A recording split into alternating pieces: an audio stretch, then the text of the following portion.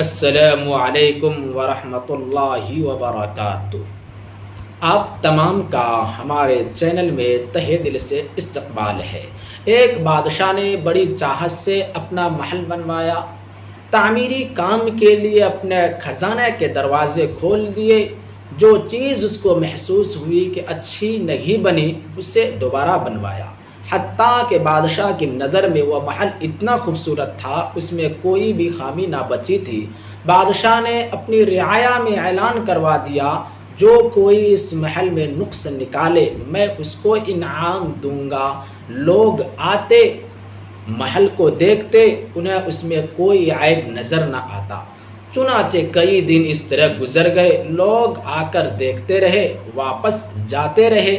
کسی کی ہمت نہ تھی کہ بادشاہ کے بنے ہوئے محل میں کوئی نقص نکالتا۔ ایک اللہ والے کا اس محل کے سامنے سے گزر ہوا، انہوں نے بادشاہ کی یہ بات سنی، وہ بھی محل دیکھنے کے لیے آئے۔ محل دیکھنے کے بعد بادشاہ کے سامنے پیش ہوئے، کہنے لگے، بادشاہ سلامت، مجھے آپ کے محل میں دو عیب نظر آئے۔ بادشاہ حیران ہوا، ساری دنیا کو میرے محل میں عیب نظر نہ آیا، اس بوڑھے کو میرے محل میں کون سے عیب نظر آ گئے؟ چنانچہ اس نے پوچھا، کون کون سے عیب ہے؟ تو وہ اللہ والے کہنے لگے، بادشاہ سلامت، اس میں دو عیب ہے۔